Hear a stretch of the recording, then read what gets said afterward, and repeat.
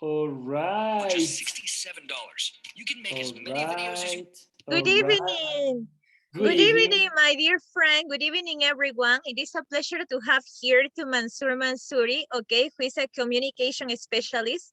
Thank you so much, my friend. He's a very great teacher. He's an international teacher from Ecuador. It is a pleasure to have you here again in this space. My dear friend, we have here the audience. Some of them have some problems with the connection, but they are going to enter and will help you with that. Okay, so let me introduce, in this case again, to Mr. Mansouri, okay? As I mentioned, he's an specialist, okay, in communication and in body gestures, body language, okay?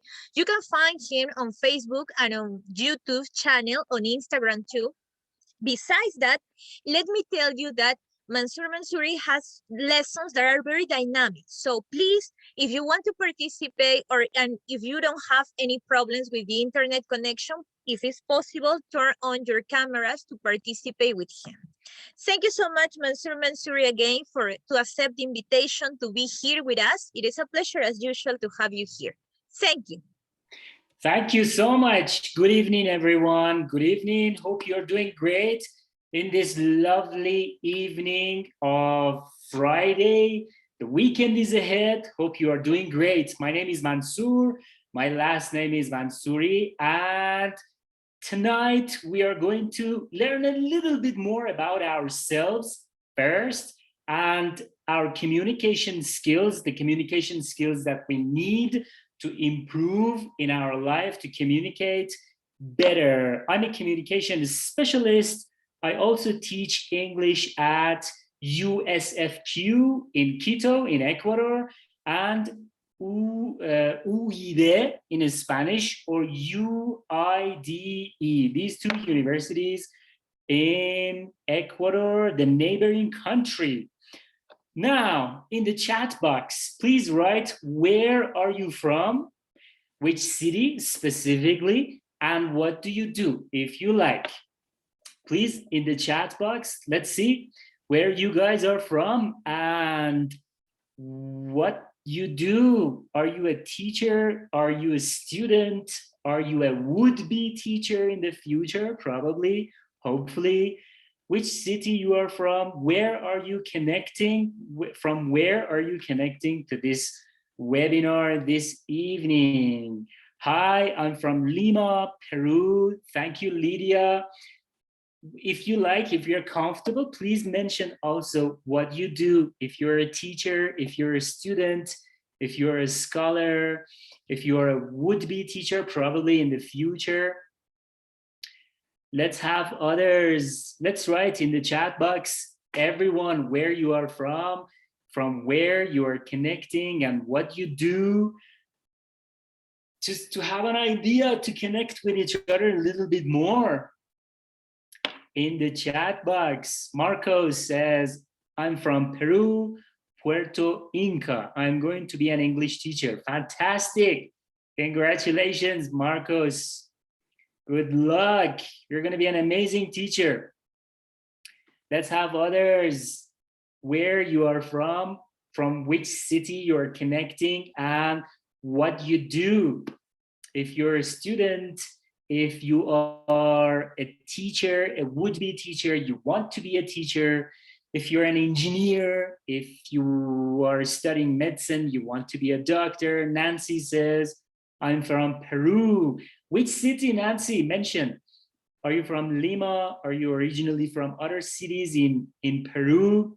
If you like, also let me know about other cities in Peru. I would like to learn more about Peru. Miriam says, good evening. I'm from Lima. I'm an English teacher. Nice to meet you. Nice to have you here. Hopefully we can have an interactive webinar together tonight. Others, feel free to introduce yourselves. Once again, for the new members who are joining, my name is Mansour. My last name is Mansouri. I'm originally from Iran. We have probably met last year in December or November, if I'm right, Miss Claudia, right? It was December or maybe November last year. I think that it was on November, my friend. Right. Last year. We connected Yes. last year on November to talk about body language. This time we want to talk about social intelligence, what it is, and how it can help us as teachers to improve in our life. Saul says, I'm from Peru, Ica. Ica, I imagine, is a city in Peru. Good. Good to have you here, guys. Thank you. Thank you for your lovely responses. Now, let's start our webinar. Hope you guys are great. Welcome to this webinar. I'm going to start recording. Why do successful people tend to learn social intelligence, and what social intelligence is? Let's write in the chat box, everybody, what social intelligence is to you. What is social intelligence? Is it just communication? Is it just negotiation? Is it just the ability to talk to others? Is it just the ability to read minds? Let's have it in the chat box. Anyone, any word, phrase that comes to your mind about social intelligence. What is social intelligence to you? How can one be more socially intelligent? Is it just the words that we use, the phrases we use, the language we use, the hand gestures? What is social intelligence to you? Let's have it. Let's write it in the chat box. Let's write it in the chat box. What social intelligence is to you, even in the comments, in the chat box. Communication. Saul says social intelligence is communication. Fantastic. Good. Others, what is social intelligence to you? How can I be more socially intelligent? Hello, I'm from Huancavelica, Peru. Nice to have you here, Richard. Very nice. Janet says, it is a capacity to know people. Good. It is a capacity to know people. Interesting. Tanya says, tolerate differences. Be able to understand others' ideas and opinions. Good, good, good point. Others, what about others? What is social intelligence to you? How does it look like? Is it the mere words that we use? We have some comments in the chat box.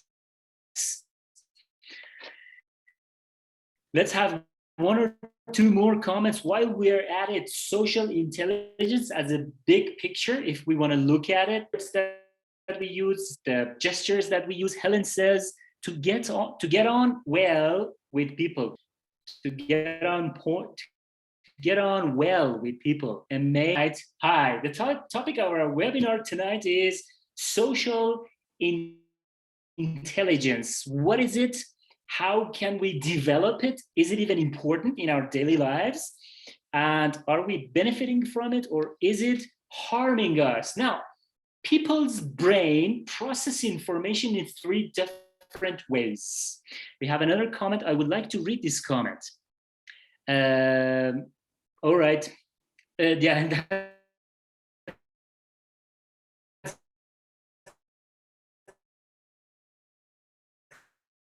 Claudia. Amazing. We have another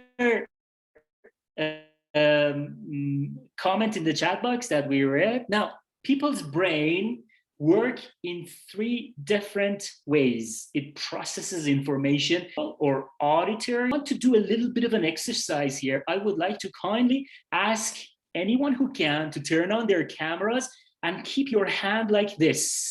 Let's see these happy faces here. Let's have everyone's faces.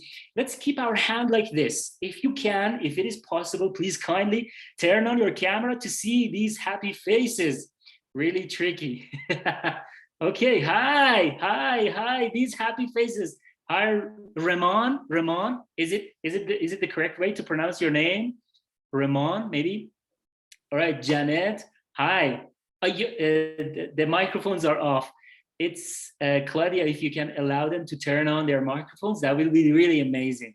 Hi, so I would like to keep your hand like this, and put it, and put it on your chin.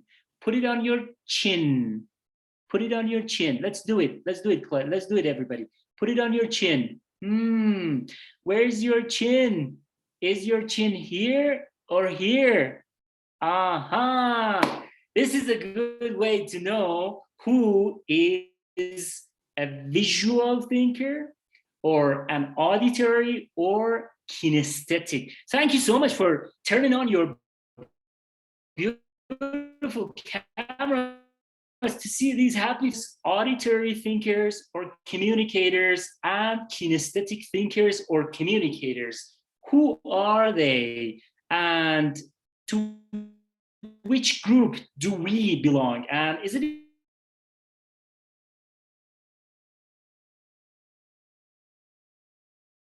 okay? I'm back. Now, visual thinkers, who are they?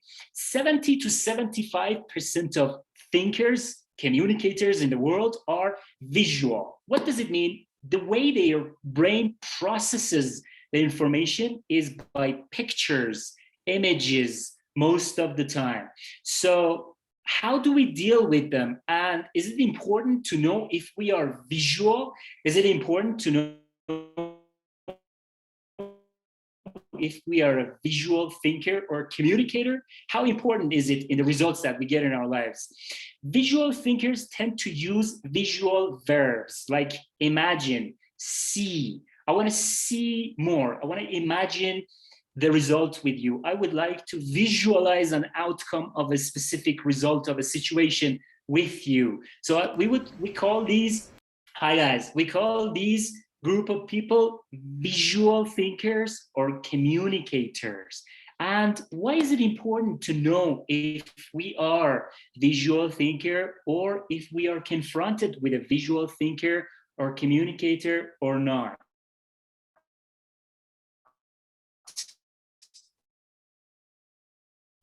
To be successfully in contact with it, know what verbs to use to communicate with them. Verbs like imagine, see, look.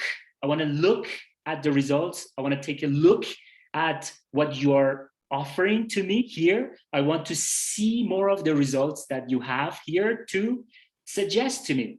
In the meantime, guys, both in the live stream on Instagram and here on Zoom, if you have any questions specific or comments, please feel free to write them in the comments.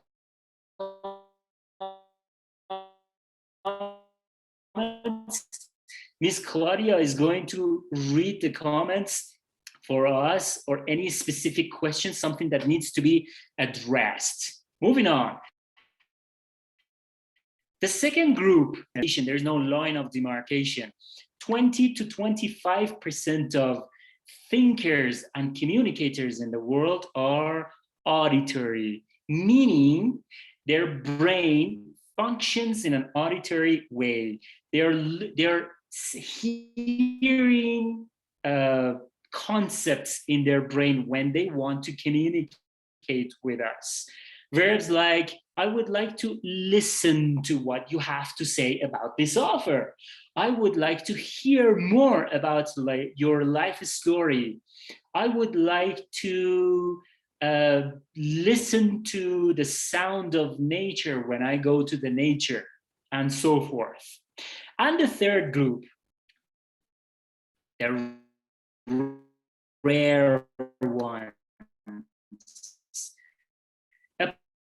approximately 5% of communicators, thinkers, and the ones who are ready to hug you when they meet you. The first step. So they are the ones in the first step. They are the ones who stop touching you. So they have to make kind of a physical contact with you. It's very difficult for them. These are the people who suffer so much from being away from people. The social distancing is hurting them so much. So we call them kinesthetic, to be in touch with you. When they are learning something with you, they would like to get near to you. So they are the ones who lean toward the camera on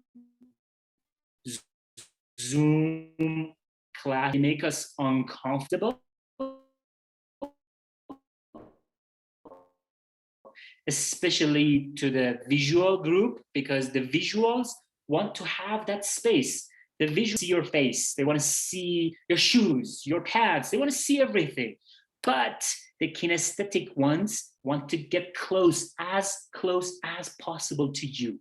They want to reduce that space. Now, their body language, all the three groups, will tell you what their style is. Body language of the people will tell you what their style is.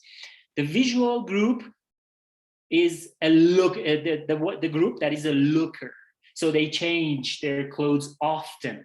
They love accessories like watches, like rings, like necklace, like hats. So they change from time to time. The visuals. The auditory ones, they don't care so as much as they don't care to the appearance as much as the visuals.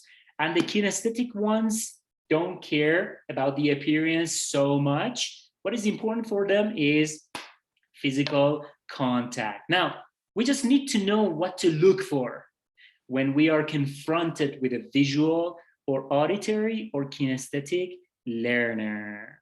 The next part, in the next section, we want to know to which group we belong. Now, there is a little bit of an exercise, even for the people who are watching on live stream. I would like to ask you to kindly close your eyes and think of a memory. Let's have these beautiful cameras on. Let's see these happy faces. Hi, I see more faces here. Hi, lovely to see you here. Let's close our eyes, and I would like to ask you to think of a memory. I want to do it with you too, even you, people on the live stream. Let's close our eyes and let's think of a memory of our childhood. That memory. When you think of that memory, do you think of that? Does it look like a movie? Do you see pictures? Do you hear sounds? Do you want to feel? Do you your dominant thought, your dominant idea is what you want to feel or what you felt in that situation? Now, to be more specific, the ones who could not keep their eyes shut, like myself, are the ones who are visual. So they see movies, they see pictures in their brain most of the time. And the ones who heard voices in their head or heard sounds of the nature, the places they've been to, are the auditory ones. And the ones who felt the experience are the kinesthetic ones. Now, to move on and to see why it is important, we want to be linguistically mindful. What does it mean? The language that we use to communicate with everybody is extremely important. What language? The words that we use to communicate with everybody. Even in email, you're writing an email to your boss. Is your boss a visual thinker? I don't know. Give it a try. Ask your boss to do something. Pay attention to his or her appearance. Is your boss is an auditory thinker or learner? Pay attention to it. Now, we want to be linguistically mindful. The language that we use to communicate with other people is extremely important. The verbs that we use. So far, we have learned about the verbs that we can use to communicate with visual thinkers, visual learners. Visuals would love verbs like imagine,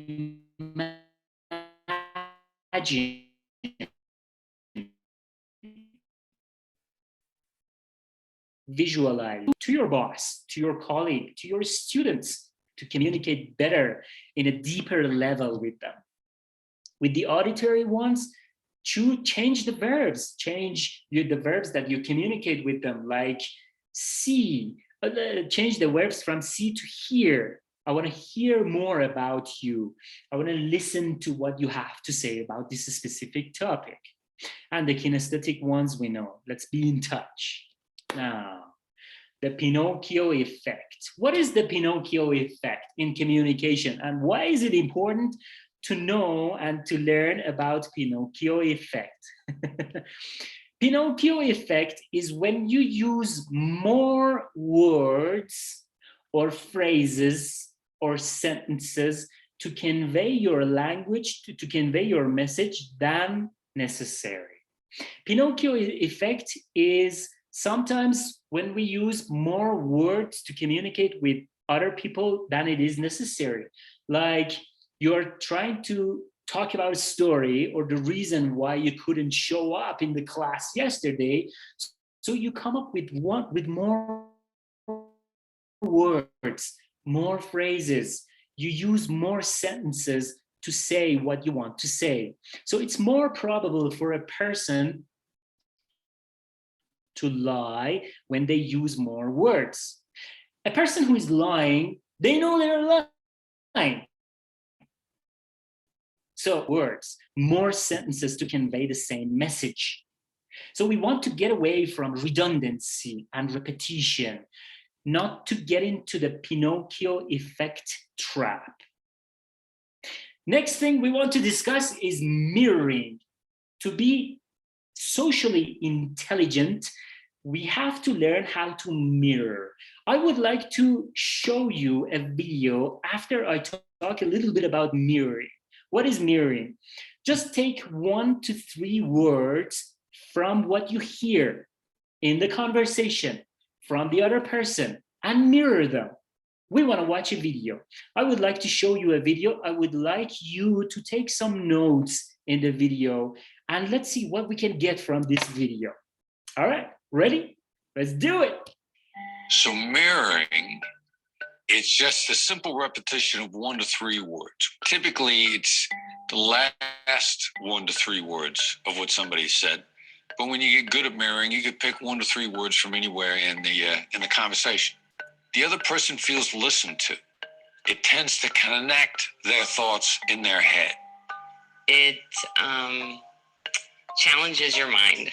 It challenges your mind? Yeah. Part of the message it sends to the other person is, I heard every word you said, word for word, and I'm proving it because I just repeated it back to you, but it's not enough. I still don't get it.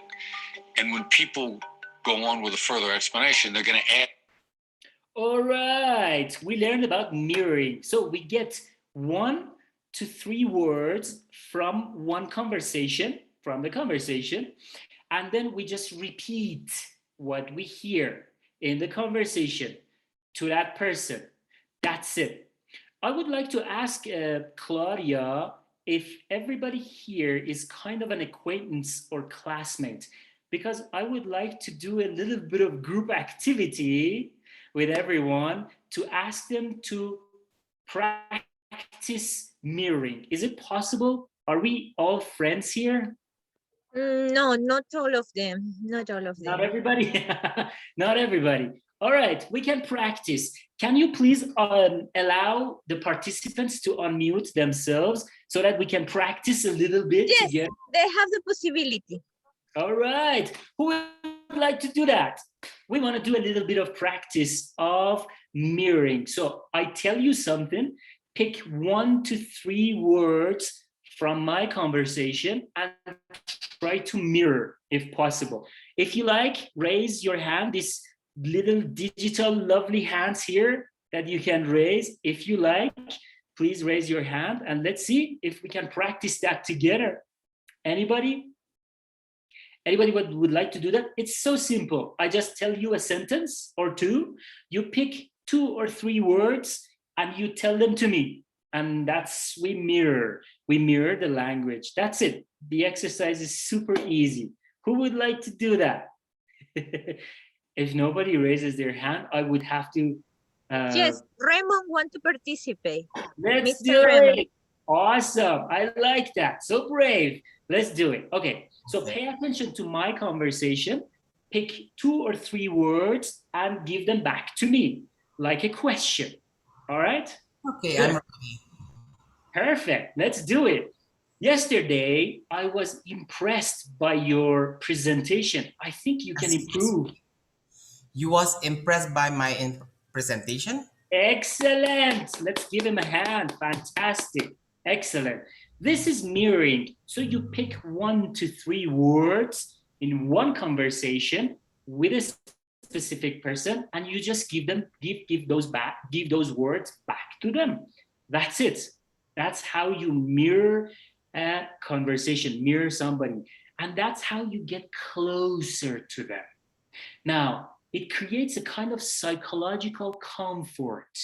You feel like, this person is really listening to me.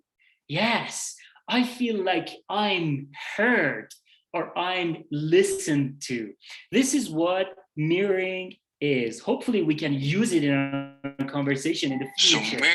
So now, why do we use body language for? What do we use body language for? We use body language to assess needs and desires. There are needs in the society and desires to communicate in a deeper level. We use body language to assess these needs, to see where the need is, to see where the desire is, and to work on that desire.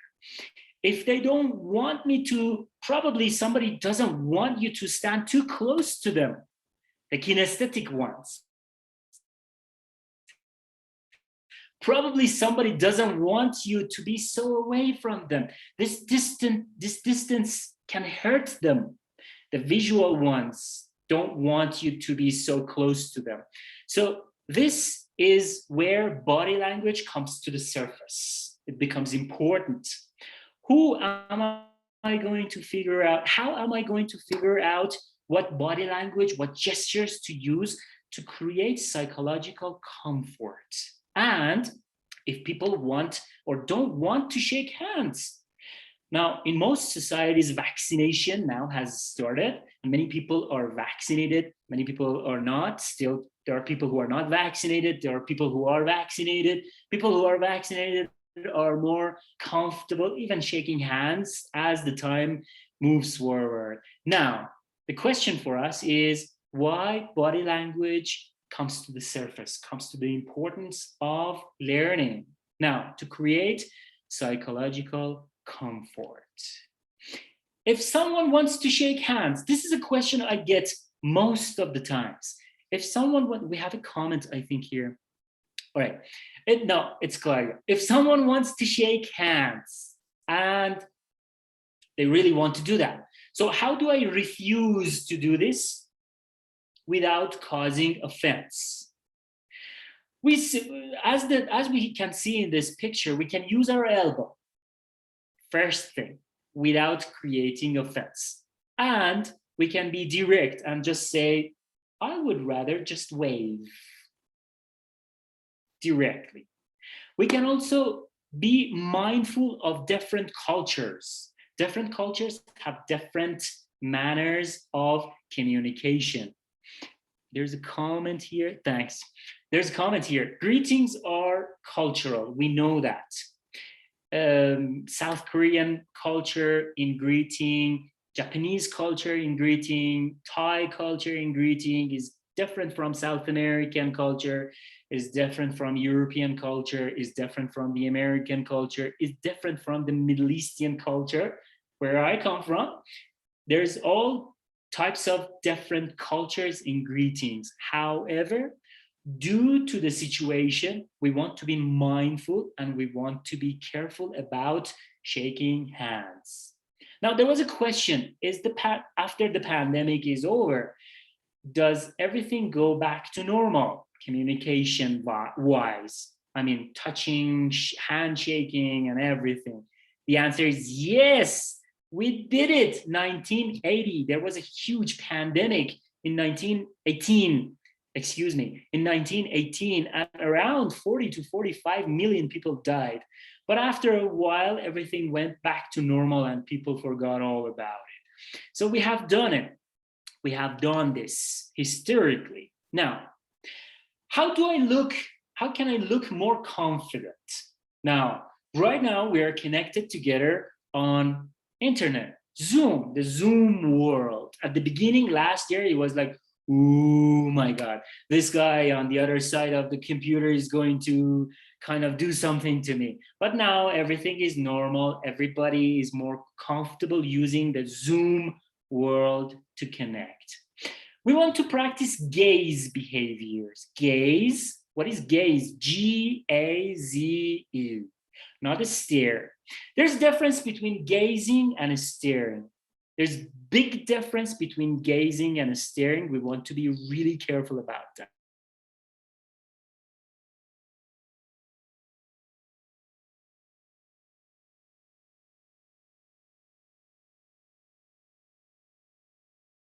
Invite somebody to look at you, to communicate with you.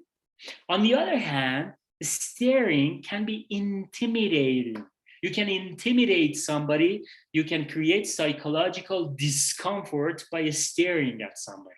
We know the difference between gaze and stare. Gaze is the positive one. When we look at somebody, when we create eye contact to invite them to talk to you, to come to you, to ask you questions. And staring on the other side is creating psychological discomfort, is when we are kind of inviting somebody into a fight or inviting somebody into a kind of uncomfortable situation, like I'm uncomfortable looking at you here or being with you here. Do not hesitate to make eye contact in an online setting. Creating mindful eye contact can help you so much in creating rapport. Making the time to have eye contact is extremely also very important in creating that psychological comfort. Now, pacifiers. What are pacifiers? Since we are born, we use pacifiers to pacify our brain. Our brain needs to be pacified. They are not optional. They are a requirement. Your brain needs to be pacified at times. Why? Because there are stressful situations. There are anxious situations when we want to avoid them. Now, the first thing that happens is our body reacts to it. So we start having different gestures on our body. For most body language specialists and body language enthusiasts, pacifiers happen here, in this part of the body, on head. However, we use pacifiers all through our body. Probably we are bouncing our feet as a pacifying behavior. Our brain, remember, our brain requires this from us, and it's extremely important. Now, pacifying behaviors, what are they? And why do we need to pacify ourselves? From the time that we are born, the first thing that we learn to pacify ourselves is sucking our thumb, putting the thumb in the mouth and sucking it. This is a pacifying behavior that babies develop to pacify themselves. However, for a person at my age, probably your age too, that would be really strange to put your thumb into your mouth and suck it to pacify yourself. That would be really strange. So what do? We have substitutions. We use the pen or the pencil or anything else around us to put it in our mouth, or we bite our lips, or sometimes we don't see the lips. In politicians, it's very common when they are having debates. Sometimes when you pay attention, there's no lips. It's like, you don't see the lips. Where are the lips? Pacifying behaviors. The brain needs to pacify itself. Now, probably you hear, oh, is that person lying if somebody touches their nose like that, or their face, or their mouth, or bites something? Not necessarily. It can be just a pacifying behavior to pacify the stress, the anxiety. Among women, we hear behaviors like this, or they move their hair and they like kind of throw it in the back, because women, men, everyone, when people are in a stressful situation, they create more heat here in this area. So you want to ventilate it. These are kind of ventilating behaviors. It's hot. Yes, it becomes hot because the situation is anxious. There's a stress for that person. Next one, biting nails. We see that even in adults, even among people who are old, we see that they're biting their nails, pacifying behaviors, putting things in their mouth, different things. The most common is the pen. The most common one is the pen. That's the most common one, or other things. Playing with the ear. All right, I'm anxious. Or probably I'm listening to something that makes me uncomfortable. Next one, massaging your hands. We do this a lot. We see this more common among men, like, okay, calm me down, calm me down. Next one, stroking your face, your facing, like this. We see this a lot. We call this body language or gestures of hands on face. I guess those behaviors demonstrate that you are nervous. Daisy, yes and no. Good comment. Good on you. I want to mention something very important. When talking about gestures and body language, consider two factors. One, environment. I live in Quito. The altitude is like 2,800 something, 850. And it gets to be cold at times. In cold environments, our body language tends to be negative hysterically. So that doesn't necessarily demonstrate nervousness or anxiety or deception, lying, because environment is like a bigger picture here, is like more powerful here. The environment can be cold, it can be hot, it can be stressful, it can be like facing a crowd. I have to talk to a crowd, like 20 people, 30, 40, 50, 60, the more anxious I am. So this can be tricky. So the answer is yes and no, both, depending on the environment. Moving on. So the next one, that is also a pacifying behavior. We tend to eat a lot, or drink a lot, or smoke a lot. All these nonverbal behaviors, these are not nonverbal behaviors. These are just eating or drinking or smoking. No. Everything in life is communication. We communicate with everything. Even drinking water is a form of communication. We communicate with our own body. Drinking a lot, Eating a lot, hi. Drinking a lot, eating a lot, smoking a lot can be pacifying behavior. Kind of our body telling, hey, you need to take it easy, too much stress, too much anxiety, so go eat more, drink more, smoke more to pacify yourself. We know that the consequences are not the best. And at night, it probably happens to most of us. At night, we tend to grind our teeth, especially when the weather is cold. It's like we don't pay attention to it, but in the morning we wake up with a kind of, who has hit me in the face? Nobody. You've done it to yourself. Pacifying behavior. We see these behaviors a lot. We certainly need these more than we certainly need these more when we are under stress. So we tend to do one of these behaviors. In the meantime, if there's any comment, question, confusion, please feel free to unmute yourselves, raise your hand, leave it in the comment. I would love to see what you have to say about these behaviors. And how often do you touch your face to achieve calming state? I don't know. I touch my face all the time. I don't know. I do this. Okay, I do this a lot. Okay, if I have beard on my face, I tend to like kind of, do this, or maybe I do this when I'm bored. How often do you tend to touch your face?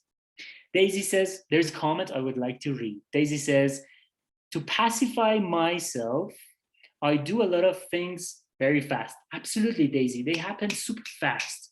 I feel like a multitask woman. Absolutely. All these behaviors, non-verbal behaviors, happen so fast. Even the eye movement, they happen so fast that sometimes we are kind of unable to recognize and to thin slice them. Now, how often do you touch your face to achieve calming state? I would like to kindly ask you to write on if you tend to touch your face, if you feel like you tend to touch your face, on a piece of paper, write right now, take a piece of paper and write, don't touch your face, and show it to the camera so that we can connect with each other in a more deeper level. Show it to the camera. Just write on a piece of paper, don't touch your face, and then show it to the camera. Show this piece of paper to the camera. I'm gonna do it with you to be on the same page with you. So let's write on a piece of paper, don't touch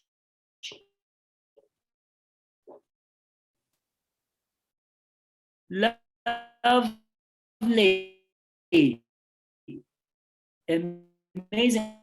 I like your handwriting. And then show it to the camera like this. Don't touch your face. Let's write it on a piece of paper. If you can turn on your camera and show it to the camera, that's going to be really great. Don't touch your face. And then stick this piece of paper on the wall in front of you and look at it often. And every time that your brain, you want to touch your face for any reason, look at this paper. Don't touch your face. Don't touch your face. Don't touch your face. But why? Good question. Because body language is like a two-way highway, meaning you are harming yourself by negative gestures, and you are transmuting this behavior to the audience. So it's like a lose-lose game when we use negative body language. It's like a win-win game when we use positive body language. So let's do it, everyone. If you have done it, if you did it, please, you could just show a thumbs up on the, oh my God, that was that was strange, that was new. Show a reaction, or I loved it. or yes, or whatever reaction. Just show a reaction on this screen. Thank you, Miriam. Thank you. Hi, lovely to see you. Let's continue now. So touching our face is extremely negative. We want to find a way to reduce it. We don't want to say we want to remove it from our lives, because that's not possible. Not possible. We want to reduce it step by step. We want to reduce it. So today I touched my face 20 times. I touched my face and I paid attention to it. Good, write it down. Next day, write it on a piece of paper, put it on the wall. Don't touch your face. Look at it more. Reduce it and reduce it and reduce it. If you do that, these are the most amazing books that I would love to suggest you. Unmasking the Face. Hi, thank you. Unmasking the Face by Paul Ekman. Get this book in English, in Spanish, any language that you feel comfortable. Get into this book, study this book. This is one of my favorite books. It kind of destroyed my life at first. That was very tough to understand and to apply. But later on, when I read it for the second time, I realized, oh my God, yeah, there is face. An average person has, an average adult, of course, after the age of 15, 16, has between 80 to 90 different masks on their face. Wow, really? Yes, we have different masks. The teacher mask, the dad mask, the son mask, the happy mask, the fake happy mask, the sad mask, the victim mask. Oh my God, I'm a victim. Everybody should help me.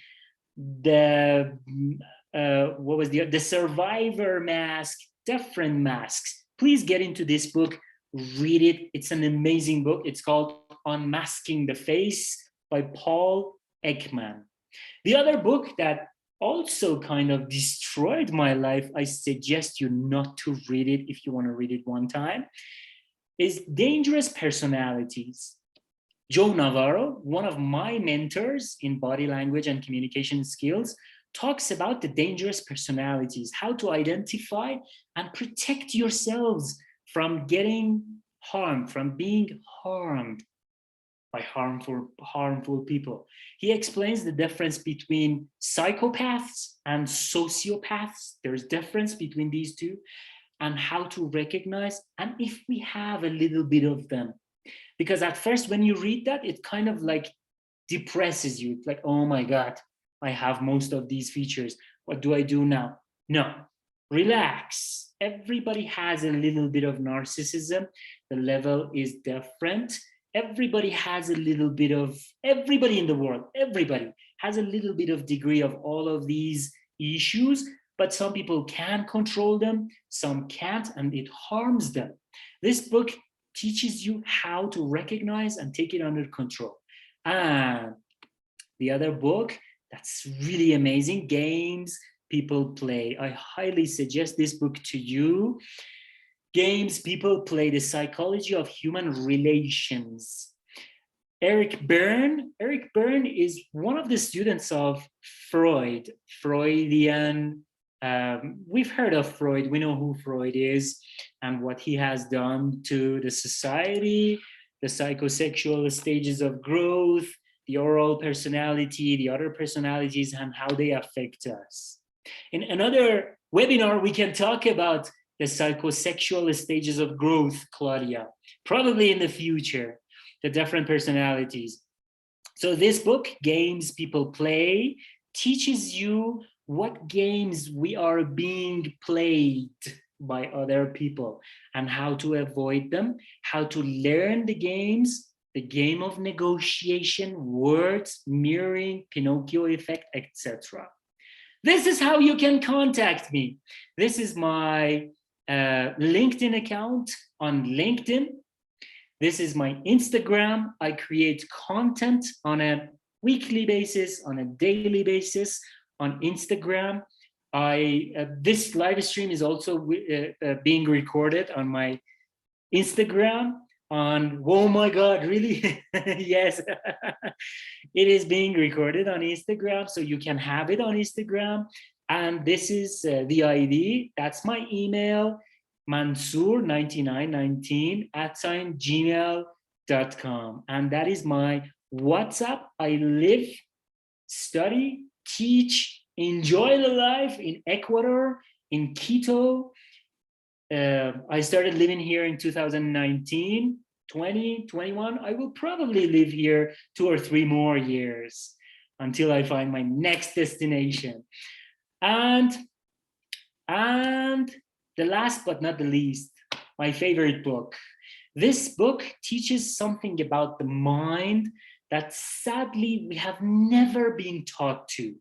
It teaches you something about conscious, subconscious.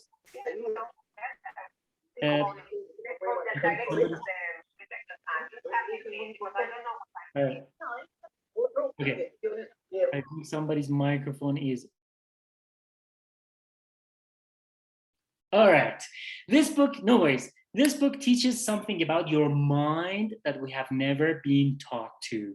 I highly suggest this book. I have studied this book in 3 or 4 years in a group of people, with a group of friends, masterminding with my friends. Thank you, everybody. If there is any question, I think there should be some questions, comments. Please raise this digital lovely hand. Go ahead, ask your question, comment, confusion, something that you really want to know about communication skills, about body language. Yes, thank you so much again, my dear friend, my dear Mansouri. It was a great presentation, of course.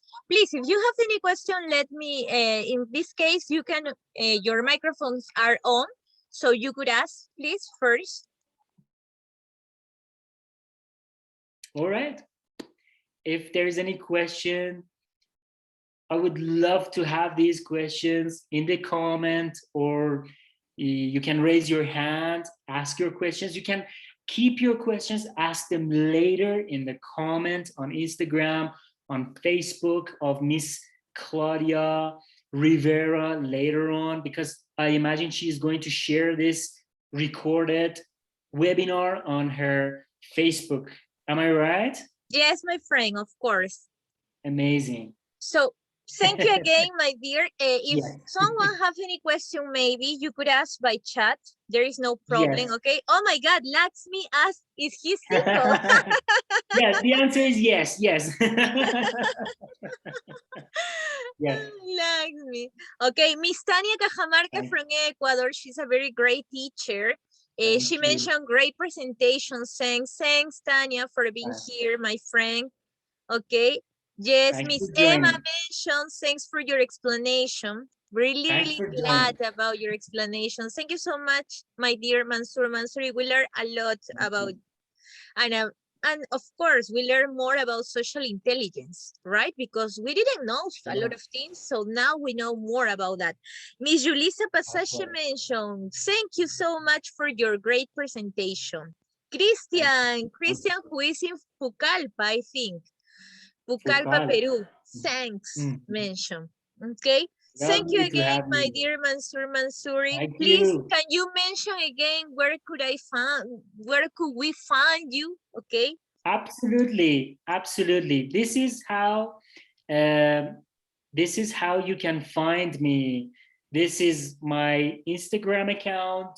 I respond to the DM. This is my email, and this is my WhatsApp contact. You can contact me asking any questions, anything that was interesting for you, anything that was still a question, misunderstanding, confusion, still something in your mind that you really want to ask.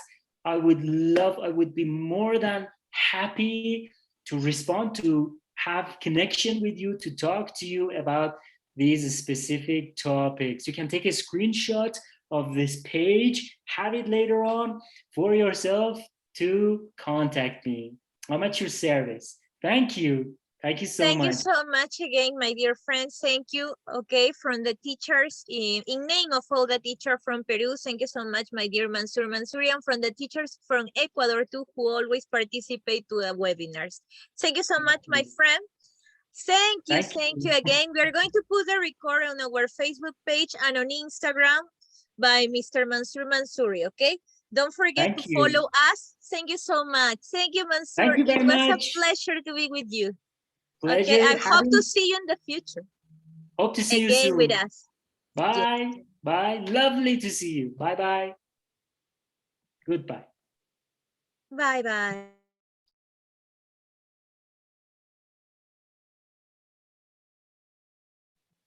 Thank you so much. See you there. Okay, bye-bye. Thank you.